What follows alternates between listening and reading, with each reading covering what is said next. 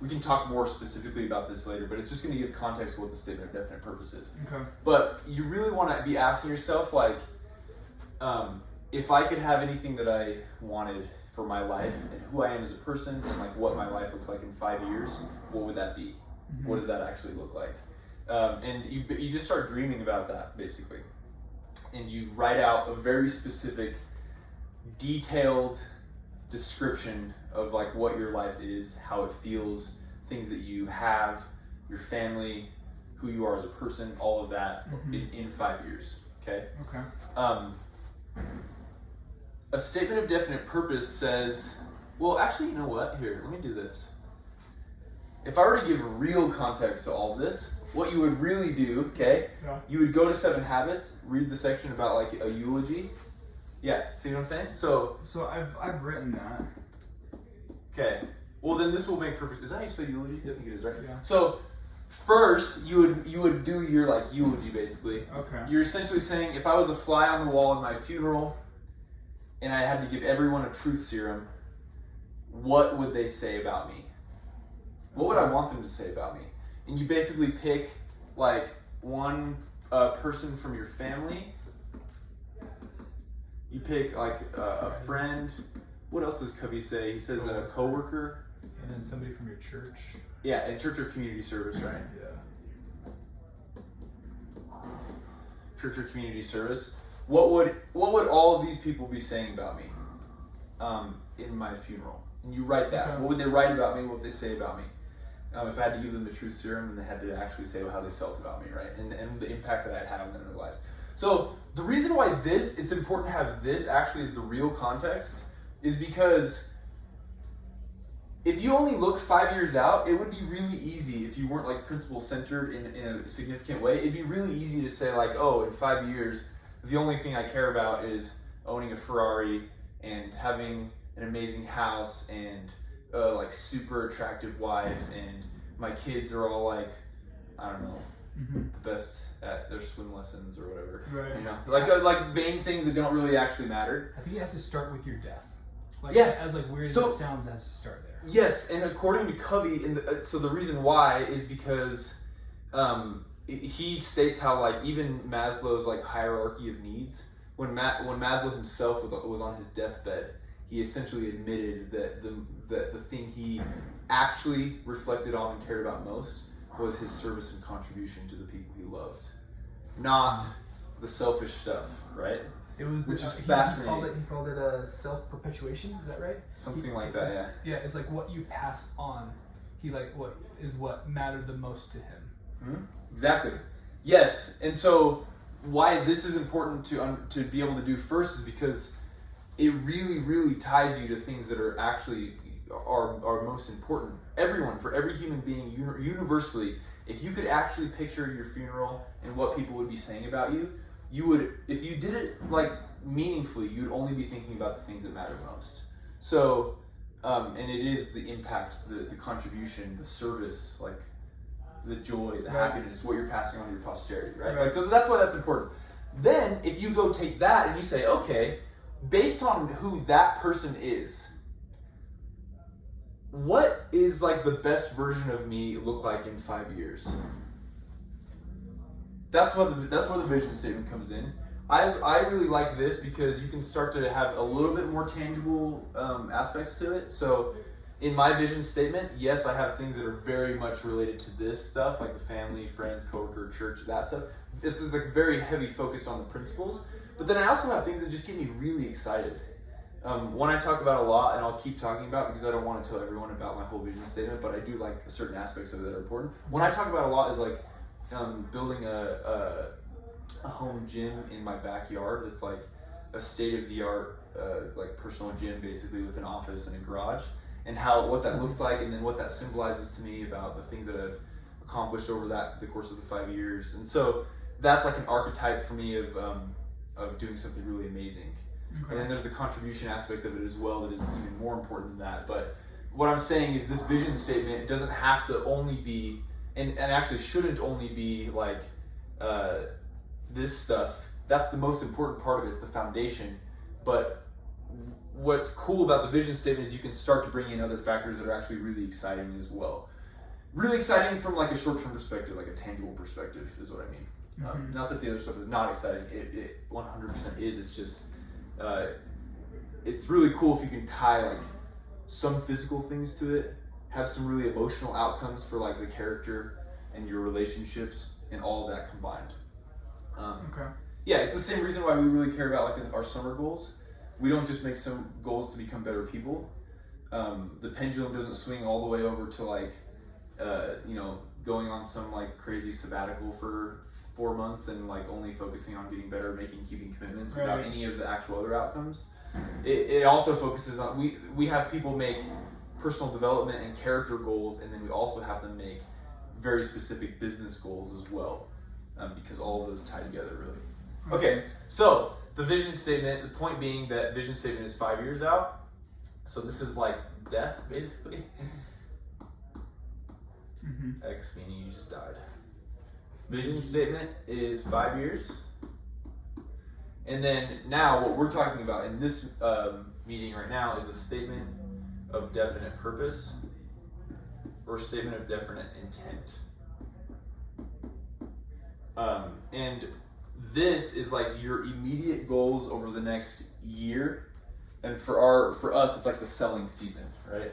So it's like 1 to, it's actually more like 8 months to 12 months, basically.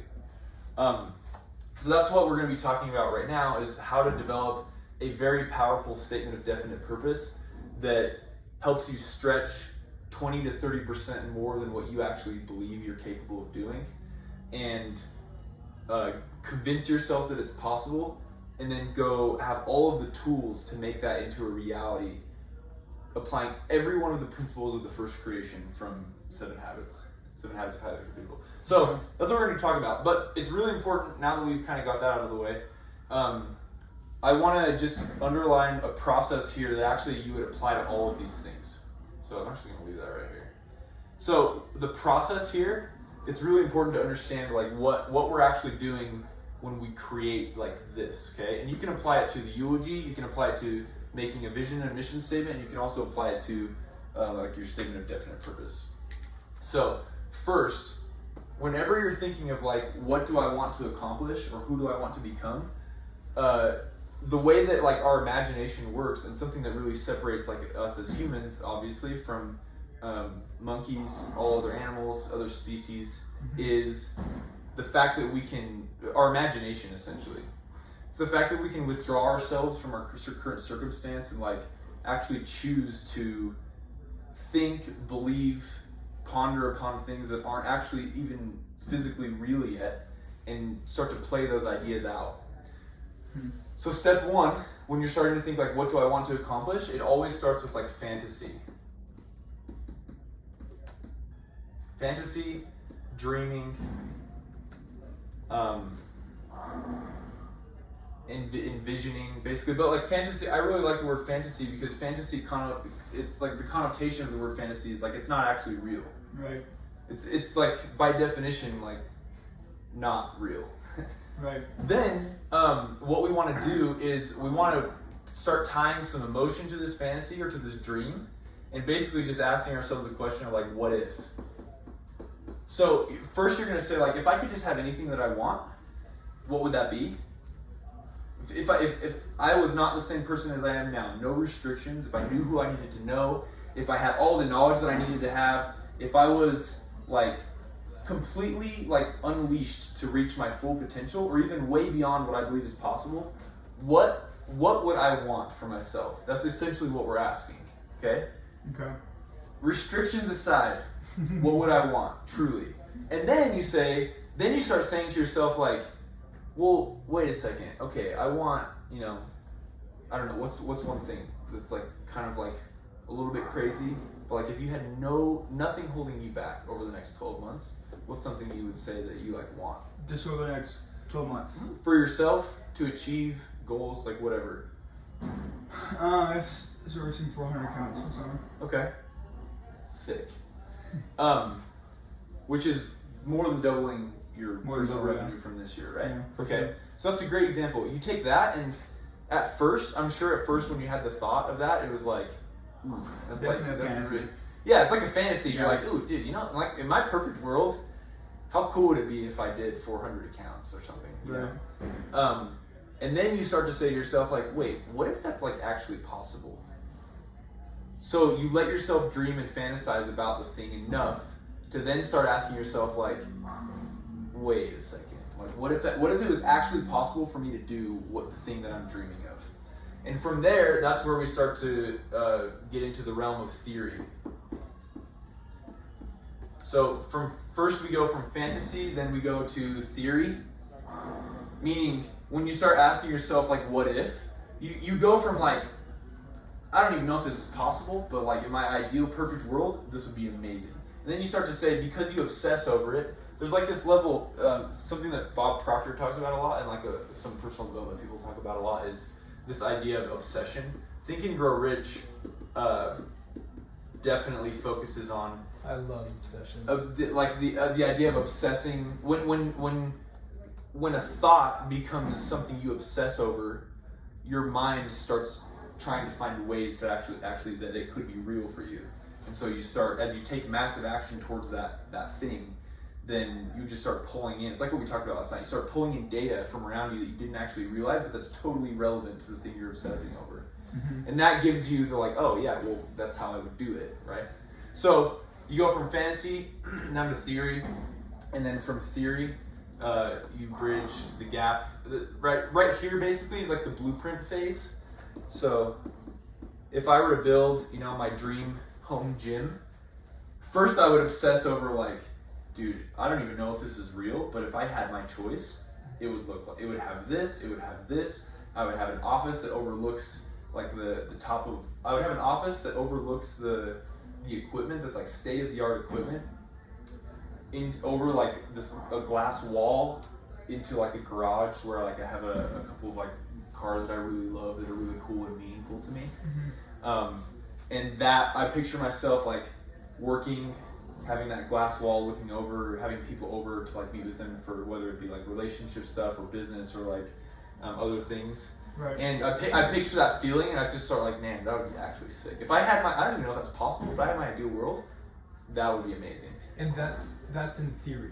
No, that's fantasy. That's fantasy first. Okay. Because the fantasy inherently just means that there's, like, you don't even know how it's gonna happen. You've never seen it happen before. It's just this really cool idea. Yep, exactly. You just start dreaming about it, but I really get emotional thinking about that because it signifies a lot of things for me personally. If I was doing that, right? Right. But what's crazy then is, like, I started obsessing over that so much that the other day I was looking up architects to go help me build out what some of these ideas would look like. This won't even happen for, like, years, and I don't even care. I don't want it to yet. Mm-hmm. But I'm saying that, like, I just took an idea and then I'm like, oh, it would be really cool if I could get an architect to start, like, kind of building this out and seeing what's possible and how it would all fit Right. together and, like, what the dimensions would be. So now we're in, like, the theory stage, right? And in the theory, you start playing around with blueprints, you start playing around with plans. You see if those plans would actually work. Much like I would go take a blueprint for that gym and I would say, hey, this is a little sketch that I'm thinking. Like, can you help me actually make this, like, logistically real? So that in theory, it could actually work. Mm-hmm. Because what is essentially theory means that, like, it could work. In theory, it would work like this, right? And then number 3 is, like, you bring it into its reality or, like, its physical existence. So, I fantasize about the home gym, all the things that I would love if I had my perfect world. Didn't even know if they're possible. Didn't even know if I was capable of, like, bringing that to pass, basically. Then it goes to theory, where, like, now you're like, oh yeah, you could hire an architect, you would see what things are actually real, how to make them work. And then from there, you go into, like, okay, well, now that I know that it is possible, how much money does it actually cost? What type of land would you need to build it on? You get all the logistics worked out, and then you, like, just you build it. You actually build the thing. Yeah. But what's crazy is, like, if in theory it can exist in a blueprint, that means that you're only one step away from making it real. That thought is really cool. But if it can exist in a blueprint, you're only one step before that. You were just in this fantasy land, right? Thank you. So that's what's really cool about that is like, there's not a huge gap between fantasy and like reality for the things that are actually like possible given our limits in our mortal world. Right. You know? So that's the context. I know I'm kind of beating a dead horse with this, but like it's a really important context to understand because what's gonna happen is your brain is really good at protecting you. So like the limbic system specifically, the same type of brain that we share with like all animals, and mammals specifically, well, even some reptiles as well. It's very good at warning you about future pain. And so if your prefrontal cortex, which is like the decision-making part of your brain that actually allows you to start imagining and like really getting into this world of like, if I could choose my own reality, it's possible for me to will something into existence given these steps. Your animal brain is basically going to be saying like, hey dude, if you fail at this, there's a lot of pain associated with that, so like it's not really worth trying because look at where you are now, you have this limitation, you know, you're not used to doing that, you've never done this before, and there's going to be failure and pain associated with this, and so therefore you should probably not try because a million steps away from this pain is death. So we're trying to protect you from death, Josh, so like don't go too far close. Don't go there. It's the same principle that David Goggins developed the 40. I think he developed this, but it's a Navy SEAL thing. He developed the 40% rule, which basically what that means. The 40% rule essentially says when your brain is telling you you've reached your physical limits, you're actually only at 40% capacity of your physical limits. But what your brain is doing is just protecting you from getting even remotely close to dying, essentially. But because we don't have to worry about that in our civilization, that was like a caveman thing, you know. At any given moment, you could actually be eaten by a tiger or whatever. Right. Then that's actually not like it's not. It plays a role in protecting us, but oftentimes it keeps us from achieving goals because of the psychological. Your brain doesn't really register the difference in the damage of psychological pain versus physical pain. And so if there's any potential psychological pain that could come from not achieving a goal, if you haven't conditioned yourself to just not believe it or to continue going on it anyway, then your limbic system will just try to convince you not to. It'll be the natural reactions to not do it. And I'll show you a couple things that you do to like get out of that animal brain and like and really like make it so that you're ingraining within your mind that it is possible to achieve this thing that you say you want. Okay. Convince yourself that it actually is not fantasy, but even though it's not real physically yet, that it might as well be because you just have convinced yourself that you will have it. Right. Okay? So, all right, enough of the theory. Now we're going to go into actually how you develop this statement of definite purpose. If you push that too far, then it'll like pull it back into the screen.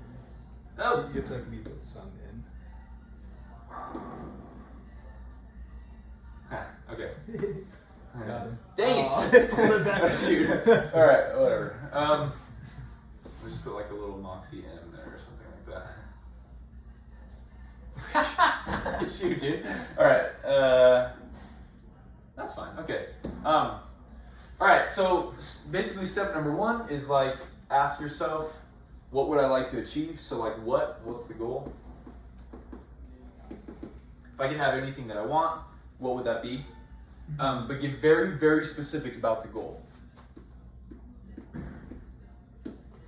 And let's not even call it a goal, dude, because like goal, like for me, implies that like you might get it, you might not. What is the goals are the things that you're gonna set daily as benchmarks to like see if you're on track to get the thing. Okay. Same different purpose. So first, you just want to ask yourself like, what is the specific reality that I'm going to create? And so for you, what's the very, very specific thing that we're going to put in this statement of definite purpose? I think I want to service $1 million in revenue on my team. $1 million in revenue on your team? Yeah. Okay. Which then also implies that I help out my ref to become their best selves so that we can do that. Okay. Million team revenue? Yeah. And then what about the personal one? With revenue or accounts? It's whatever is most meaningful to you, really. I know as a company we're counting revenue because that's actually like what all that matters. But for this personal. purposes of this, it's whatever is actually most meaningful to you. Yeah, let's do 400 accounts. 400. Okay. Which of these is actually most? So Most emotional. look at yourself at the end of the summer. Yeah. You could only pick one of these. Which of them would actually be the most meaningful for you to have The achieved? team one. The team one. Yeah. Okay. Good thing you don't have to pick just one of them. This can encompass both. Gotcha. Yeah, gotcha. But what I'm saying is like, which one is gonna be the crux of this whole statement? Like, that actually has the most weight for you in your mind and means the most to you on a personal level.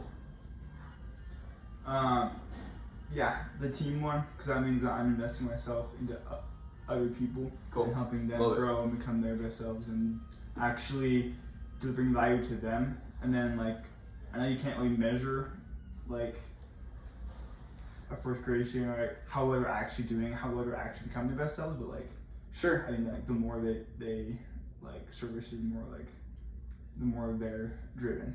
Okay. If that Awesome. makes sense. Yes. Okay, so that is going to be the main focus. We're also going to include the accounts one. But so I just am trying to get really clear about this Right. though. What you need to do though is, so assignment I guess, go calculate, and you may have already done this, but go calculate if your team does that much in revenue, Yeah. and if you sell that many accounts, what do your back-end payments start looking like on the first one? So just get very specific about that. You can go on you can do an after-tax calculator that I can give you a link to. Okay. So that's how specific I got with mine, was just basically going in and saying, what's my goal? And then what does that translate to me? What does that translate into for me in terms of income? How much am I actually making on each payment in back ends? To the very cent, right, after tax. Okay. So if I do this much, that means that, you know, my back end payments look like this, because that's like the ultimate like outcome there, you know. And I can start tying emotion to a lot of these different things. I can tie it to what I could do with the money to help and bless people. I could tie it to what is my team gonna like, how is that gonna change their lives. I can tie it to what will that mean for me doing 400 accounts. Right. And just the more emotion you can tie to that, the specifics, the better. That's what I'm saying. Okay. So go calculate like the specific dollar amount that means for you, and make it really, really specific, after tax, all that. How much is coming into your bank account every 2 weeks? That's going to be important here in the future for a second. Okay. And then you also want to have goals of like who you've become and your impact. Do those ones tie into that one, or are they kind of separate? You need to write it out because it's going to go into the statement. Okay. It's going to go into the statement of definite purpose. Okay. So then, I'm just going to make sure that I'm like doing this the right way. After taxes, that's due. Yeah, getting like super specific. Okay, yeah, so you have your accounts and you have your very specific numbers goal, and then you have a very specific character goal. So just think about this in terms of numbers and character. This thing makes my handwriting so patchy. It's like a JB up there. Literally, yeah. Sorry. No, dude, yeah. So, and then the next part is like, so in return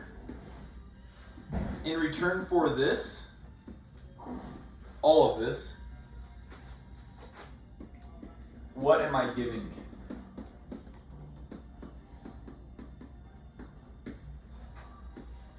And this isn't like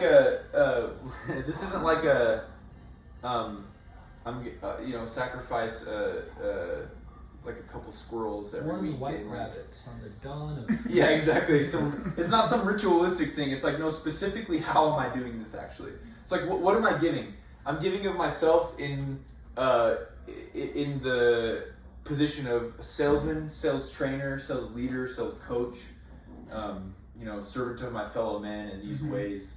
You want to really list all of that. So like, what are you doing? What roles do you have in which you're giving of yourself that will directly contribute to accomplishing this? And in Think and Grow Rich, Napoleon Hill writes it like this: in return for he uses the example in a money example, because it's like $50,000 or something. He says, in return for the $50,000, I will give of myself in the capacity of salesman of blank product. So it's like very specific. Like what is my role that I am giving of myself in that role in order to achieve the ultimate goal that I have.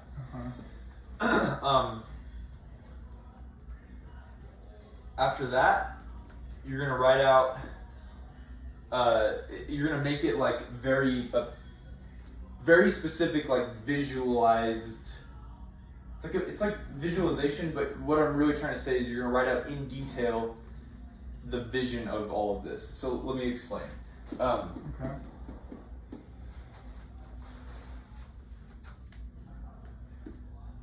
On this part, this like basically final step. By the way, in step number 2, this also includes like your plans if you have them. But if you don't, it's actually okay if you don't have plans for it quite yet. In step number 3 of writing out this statement, you just want to make it very, very tangible in a descriptive way.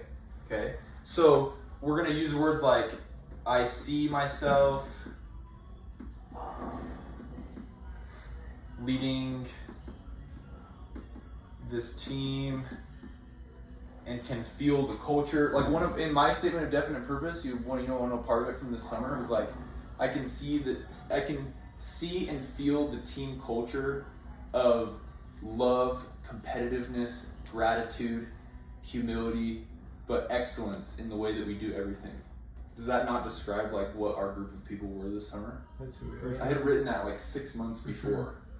6 months before you even decided to come back, 6 months before I even knew you, 6 months before Isaac came home off of his mission and his brother told me that I should reach out to him. Yep. That's way cool. Yep.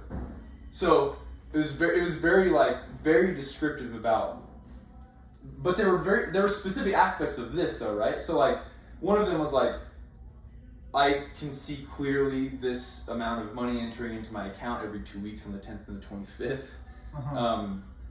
I can see and feel the team culture, blah blah blah. I'm looking down at my baseball card from the summer, and it dawns on me that I just serviced 400 accounts. I can see clearly, and can feel like as I'm scrolling, to see like where I'm at on the leaderboards. I'm just so proud of myself because of what I accomplished, like that type of thing, where it just gets very descriptive. But the ultimate idea with this is you're putting yourself in the present and saying like, what is it like that I accomplished this thing in a super descriptive way. Okay. Any questions on that part? How long does that get? You'll see. We'll write it out here in a All right, second. cool. Yeah. We still got a little bit, so we'll for sure write it out. But those are essentially like the very basic steps of this statement of definite purpose. It's just like what goes into it. Well, you just say, what is the goal? List that. You also want to have a date by which you're achieving it. It's important. And then number 2, it's like, okay, in return for this outcome, I will give of myself in these ways, in these positions that directly contribute to this goal. And then you describe it in a way that's very, very oriented to like visualizing the outcome. Okay. Yeah. Okay, sweet. So now let's actually do like a mock-up of one for you. Okay. A couple other elements to remember here is that you want to make it present. So Stephen Covey says that whenever you do visualization in 7 Habits, he talks about how a good vision statement, he calls them affirmations, but a good vision statement is present, it's in the first person, it's emotional, it's not negative whatsoever, it's positive. So you don't want to say like, I'm so happy and grateful that I didn't just terribly bomb this summer and like only do 100 accounts. I'm so happy and proud of myself that I didn't suck really bad. That would be bad. And there's a lot of reasons why, but one of them is like your brain also doesn't register the difference between positive yeses and nos. Essentially, it just whatever you tell it and believe, or either are afraid of or like actually believe, that's the thing that it starts acting out. Or not even acting out, because that takes away your individual agency. But that's the thing that it like basically gravitates you towards. Okay. Anyway, so president is positive, and it's emotional essentially. Okay, so what we're gonna do is start with like the emotion. So Josh, when your team services, when? And I'm just so grateful that it's as if they already did, right? Mm-hmm. When your team services $1 million in revenue, and you just did 400 personal accounts, how does that feel? Give me just a couple emotional words. It feels exciting. Okay, all right. So that's how you're gonna start it. I am so some type of amplifier word there. Like I'm incredibly excited. What's another emotion that comes to mind? You just accomplished this. What's another emotion?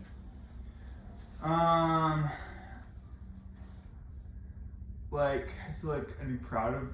Okay. Proud. And then the one you always want to include in the emotional side of this is grateful, is gratitude. And it's really interesting because like what really makes all of this work and convince your brain that you're capable of achieving something audacious is if you can get yourself to feel that you're not only so committed to it, you not only believe that it's possible, but it's so real already that you're actually grateful that it's like you already did it, basically. So right now, I'm not saying like in the future when I do this I'll be so grateful. I'm saying like no, it's right now. This is so real. Like this is happening. I'm just so grateful that I already did. I'm so grateful that by this date, it might as well have already happened. The only barrier is time. Linear time. Yeah. That's my favorite statement. That's that way Jason's cool. ever made. Ever said, yeah. And grateful. And grateful that so put the time, now you're going to put a time limit on it, which that might seem contradictory because now we're talking about future. Doesn't matter though, because you need to be very specific about by when are you achieving this thing. Very, very specific. So like by what date? By September 25th. Okay. So 2021.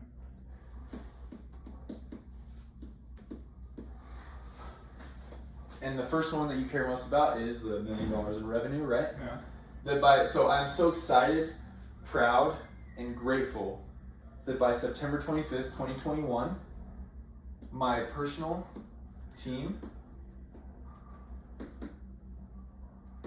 has serviced $1 million in team revenue. My handwriting, I promise, is way better than this normally. Just whatever. I'm just trying to do this quick. Right. And then you want to like the more specific you can get with reiterating things throughout the statement, the better. Okay. And by the same date,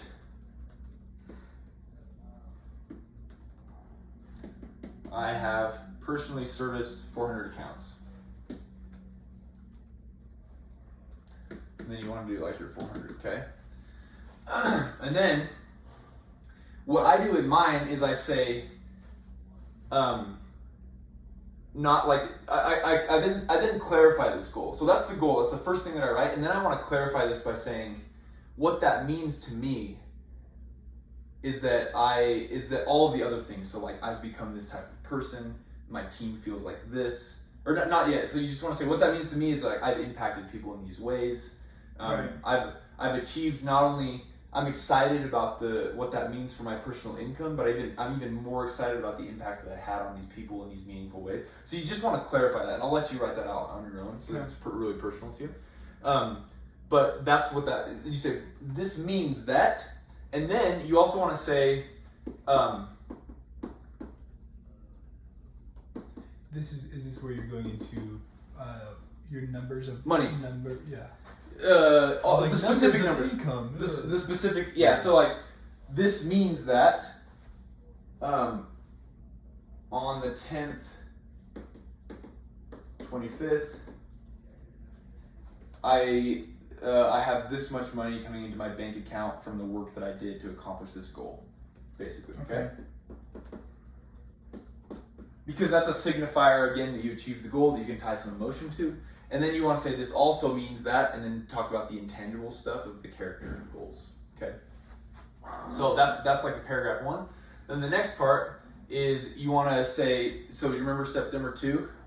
First is like the what, it's the goal. Step number 2 is the theory, the blueprint. Sorry. This part right here. So in return for the process of writing. Yeah. So it's like, what is the goal? Then you're gonna go into. I did the thing I hate that teachers do, and they try to make you guess what they're thinking. Sorry about that. In return for the goal that I just stated, I will give of myself in the capacity of blank. Okay. Okay. Yeah. So in return for this goal. So, and again, you don't want to, I'm just writing this kind of shorthand, but you don't really want to say like, in return for this goal, that would actually be the bad. You want to say like, in return for the achievement of my personal team revenue, the $1 million personal team revenue goal and the 400 account personal goal, and all of the character things that go along with that. In return for that, I am giving of myself. Because again, this is present, right? We don't want to say like, I will give of myself. You want to say like, I am now giving of myself. Because what are we doing right now? We're actually developing like the way to get this goal. So we're literally doing it already. So it's not something that will happen. It is happening like right now, actually. It's the process of occurring. Yep. The home gym that I'm building that might as well already exist in my lot in the very specific place that I want to live is the home gym that I'm building. I started building that when I first started just dreaming of the idea. That's like where it started. So that's literally what we're doing right now too, right? So that's why I'm saying my point is that's why it's important to not say like I will do this. It's like no, I actually am like literally am right now doing it. Right. Okay. So I'm giving of myself in the capacity of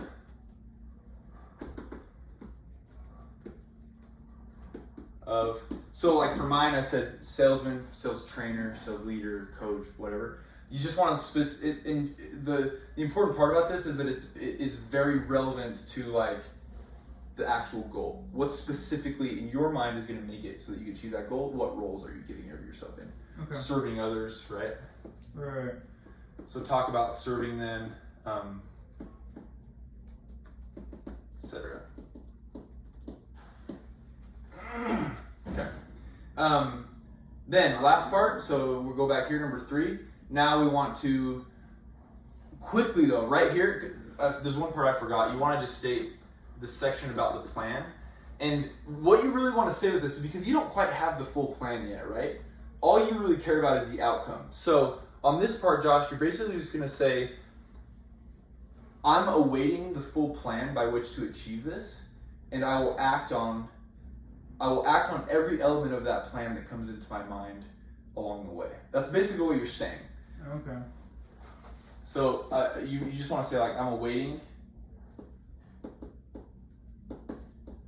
Because, and it's not just like you're sitting there meditating, waiting for the ideas to come into your mind. What I mean by awaiting is like, I actually just don't know how I'm going to do this. But I'm going to go about, and as things come to my mind, That's what I was saying. As things come to you, you're acting, and as you act, more things come to your mind, and you either pivot, adapt, or put into more action that plan as it comes to you. Yep. Because the only thing you're really sure of that you only actually care about, like we talked about last time, is the goal. Is the very end.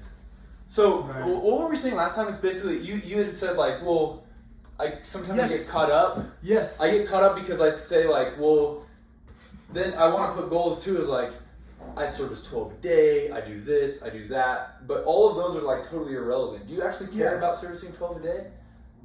Not really. You care about the million. You care about the You care about the Those million are the team things that revenue and what that means, yeah. Right. So you don't actually care about how it happens, just that it happens. And I realized like this is it's awesome, but I get caught in the weeds of like being really specific, like, oh, in a year from now my day is gonna be I'm waking up at 5 a.m. I'm reading scriptures until 5:30 a.m. and then I'm at the gym till 6:30 a.m.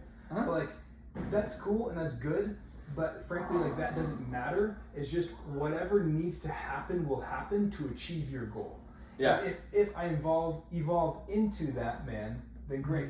Like I'm going to evolve into the type of person that achieves 1 million on your team and 400 personal. Yeah. You know what I mean? And whatever habits and plans need to happen along the way, I'll adapt and change. And if that means getting up at 5 a.m. or 4 a.m. or 3 a.m., I'll do that thing. Okay. Because your current brain doesn't know what it takes to do that, but your future brain will. And then the next year, your current brain, in 1 year from now, on September 25th, 2021, he will not know how to service 800 in a summer and have 4 million in your team's revenue. He won't know how to do that. But September 25th, 2022, Josh Brunt will know how to do that. Like that's the thing that matters is then I will know. But until then, the plan will slowly come to me and I will act on it as I get it. Right. And it'll evolve and you will evolve into that man. So what if, like, I think that servicing $1 million revenue would be awesome. But I think going a step further, what's even more awesome for me is, as Jason puts it, like actually delivering value to the recruits. Yeah, you just need to make sure you include that. But part of you running an excellent program would mean so. And I'm just using the its highest 400 as an example of like that's what matters, and it doesn't matter the plan how to get there right now. It'll happen, but just include like what Hayden's saying. Just include that in your vision, and however it needs to happen will happen. At the highest level, what it means is that like the ultimately. Because like at your eulogy, are you gonna care if you actually did this really? In 2021 when you die? No. You know, when after the election, whatever happens, and we're all just like this apocalypse. It's not really gonna matter, is it? But for now, what this is, so I'm gonna check this out. So I'm gonna lower your action threshold a little bit on this. So like, worst case scenario, you don't actually achieve it, but you get close. Or even you do a half and it's like, it's okay, you learn some things along the way, the failures you learn from them. Right. Best case scenario, you do achieve it or you exceed it. Is that gonna actually like really matter like for your life? Just this thing itself? Probably not a ton. But what it will do actually is set a pace for you to say like, oh, now I understand the blueprint to accomplish the things that I want in my life. That's really what this exercise is. Over the next year, it's this process for you to discover like, how do I get myself to achieve things that are 20 to 30% out of my current belief that I can actually do them? How do I get myself to achieve that? How do I get myself to achieve audacious goals? Once I prove to myself that I have a blueprint to do that, you then go apply that blueprint to everything else that you do. Imagine being a mission president and being able to do this process in a setting that is like actually like way more meaningful or important, you could argue, than selling pest control, the act of selling pest control. Right. Imagine being a husband or a father and saying to yourself like, I don't really want to settle for like mediocrity as a husband. Right. But there's things about my habits, my character that I actually don't really believe that I can do anything really truly amazing as a father. So, okay, like you now have the blueprint to go like solve that problem, right? And achieve what you really care about and want. That's what's cool. Like this, like the brackets around your goal, your 1 million in team revenue and 400 accounts. Swap that out for literally anything. But this is just like, this is how we learn to put the blueprint into action. Then you have confidence in the blueprint, and you can take this, take out 1 million, and swap in 6 kids married to temple. Swap in 400 active missionaries their entire lives. Swap in anything, and you have now the blueprint to achieve anything you want to achieve. Dude, so that is why I'll tell you a story as we finish up here about something really cool that happened to me with this process, and which is why I feel really comfortable and very confident like teaching it to people now, is because I just learned for myself over this last year that I could apply this to myself and achieve 20 to 30% more than what I thought was possible. Mm-hmm. So once you really systematize that in a way, well, it's just what Evan said, you can actually apply it to things that are way more important than the act or the thing, like selling pest control itself. Right. I understand that there's way more meaning behind that in our mission, but you get what I'm saying, right? Yeah. Okay. I do. So you just want to do a quick statement about like, basically you're saying like, I currently don't have the full plan, but as I'm receiving details of this plan, I'm acting on them out to their fullest capability and doing so in a, like in a way that's committed and full of gratitude, whatever, you can describe that part. But the whole idea is like, I don't fully have the plan yet, but I'm acting on it in faith as I receive it, essentially. And not faith in like the esoteric, not even faith in like a spiritual way, or like in deity or anything like that, but in faith, meaning like trusting that as I act on the ideas that come to my mind to achieve this goal, then ultimately it will actually result in achieving the goal. So the next part about this is, the last part essentially is the vision, and I'll let you really dive into that. But you just want to describe in detail. So you basically want to say like, I believe with every. You could get really cheesy if you didn't do it, seriously or whatever. But it would sound like, I believe with every fiber of my being that I am achieving this goal. I believe in my capabilities, and not even, we talked about this last time too, not even believe, but like, I can now see myself looking at my phone, opening up my bank account and seeing that the checks that are transacting into my bank account are the exact amount that I envisioned. I'm looking at pest routes and it dawns on me that my team actually did hit $1 million in revenue. How that feels. Like you then want to just describe the outcome in detail, essentially. Okay. But so the quick story for you though is like, I set an income goal for myself. So as I was starting to learn this process and really apply it it's a mixture of like Think and Grow Rich and 7 Habits. Because I wanted to make sure that it was like really backed by strong principles, Right. So all of this philosophy is a mixture of Think and Grow Rich and 7 Habits, and I just thought to myself like, well, how could I actually test if this is actually a real thing? I'll just set an income goal for myself that's 20 to 30% higher than what I actually believe I can achieve over the next 12 months. Did not know I had no idea how it would ever happen. And many elements of it had no idea how they would occur. Mm-hmm. But I knew that I wanted it, and I knew that it was very meaningful for me if I did. And come to find out, it's actually within like cents of the goal that I put for myself. Wow. It's crazy, yeah. Wow. So I was we were looking over like the the calculations and stuff when it actually became real, and we started sending out the back end stuff. And I looked at my own, and it was because I was checking to make sure everything was accurate and make sure that they were all good. Mm-hmm. And I glanced at my own, and I was like, oh wait, I actually kind of forgot about that, because the last half of the summer did not go as planned for me. I thought I was going to do about double the personal accounts that I ended up doing. I ended up choosing not to pursue that personal goal to its fullest extent, because it would have meant me abandoning things that were more important to me, like the team and the region stuff. Right. It was just a conscious choice that I had to make, that I actually didn't want to at first, because I was so set on, like, me doing the personal goal was the thing that would have made it so that I even had a chance at getting like the income thing that I talked about. Right. So what happened was I just stopped doing, like, repeating my statement of definite purpose, and I just almost forgot about it for the last like 2 weeks, because I did it religiously for like almost 12 months, and then the last 2 weeks I was just like, oh man, there's no way. I don't even know why I'm repeating this to myself. There's no way it'll actually happen. Turns out it had already, like, everything had been in place where it already actually happened up at that point. So I just didn't even realize or think about it. And so what happened was we got the sheets in to kind of check for like the back end payments, make sure they're right. And it dawned on me that I was like, oh, I wonder how close I actually got. I'm like, I'm going to be within like, I'm not going to be close, I don't think. And so I go and look, and I just start like adding things up, and I'm like, it was like right when we were about to go to bed. Zella was chilling on the bed with us. Sarah's like finishing up some work from the day. And I look over at her, I'm like, you gotta be freaking kidding me. No way. I was like, babe, it is literally within like, I think it's within dollars of like the original goal that I had. Turns out it was actually within cents of it. Wow. Crazy. But just like divine providence had already moved. I didn't understand how it would happen. A lot of it was not even in the ways that I expected, but it wasn't like completely life changing in the thing that occurred, meaning like the income goal or like the accounts.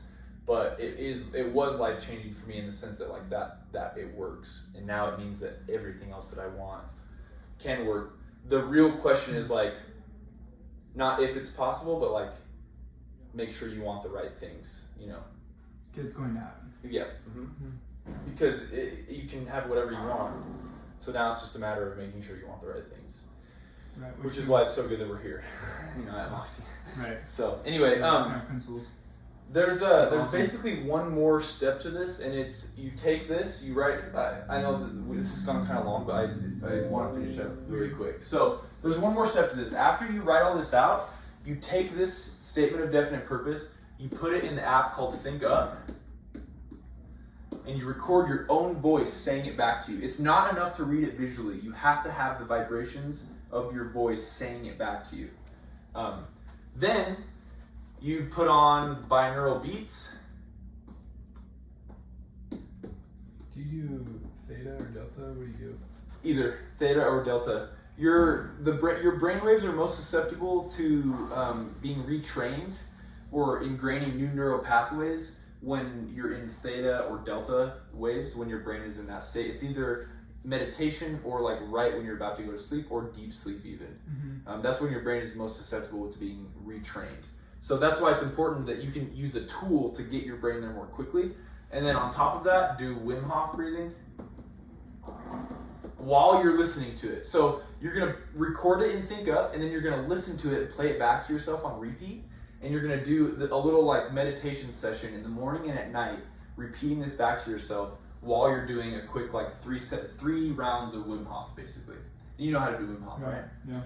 Wim Hof is awesome. It's just a more active form of breathing meditation, but it really puts your brain in a very susceptible state to being reprogrammed, retrained. Specifically the belief systems.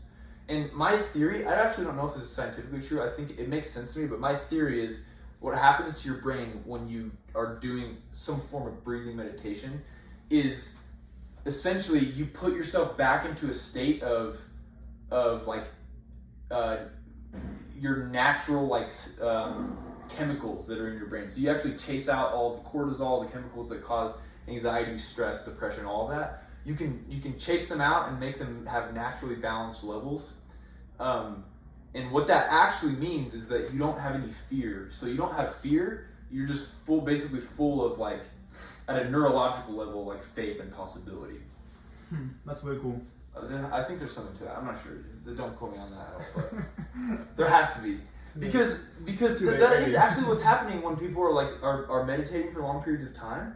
Is it cures, like for instances, it cures the anxiety, the depression. When you get better at meditating, you're controlling your mind in a way that it's not allowing an imbalance of those chemicals in your brain. And so therefore, you don't have fear. The chemicals that cause fear are not existent there, or they're at least not out of balance. And what does that mean when you don't have fear? It's that you're like open to possibility, you're full of faith in yourself, you have confidence, all of those things, I think. So that's basically how this works, but that's what I would do every day, morning and night. Repeat your statement of definite purpose back to yourself while listening to binaural beats and doing Wim Hof. And literally, if you can do it religiously, morning and night, what Napoleon Hill says is that achieving, he calls it the big money, or like massive fortunes. I love the word fortune, by the way. But so what Napoleon Hill says in Think and Grow Rich is these men who accumulated significant fortunes, it wasn't hard for them. The hardest thing for them was being persistent with this process, which is called autosuggestion. It's the persistence in the doing it morning and night, every single morning, every single night, even if you don't think that it's actually working yet. Right. So that process will start to train your brain that it's actually real. It will help you open up to possibilities and start recognizing those things. It's like I want to go buy a Tesla, and I'm trying to figure out which one I want. Now all of a sudden I just recognize them everywhere on the street, whereas before I'm like there's no way people bought just 1 million Teslas over the last week. It's just that my brain wasn't actually thinking about it. It wasn't on my radar. Now that this is on your radar and you start believing that you actually can, you're going to start pulling in things that will help you achieve that goal as you move toward it. So that's basically it. That's the whole process. Super long, I apologize, but that is, you go apply that, dude, it is freak. It borders on miraculous in how well it actually works. But it's very backed by all of this is backed by significant neuroscience for sure with like the meditation and the process of that, Right. and then and just the basic principle of the first creation. You know, it's the Right. trick. The trick is not can you. It's like making sure that you're moving towards the things that are actually most important that you really want. So. That's awesome. Hmm. Yeah.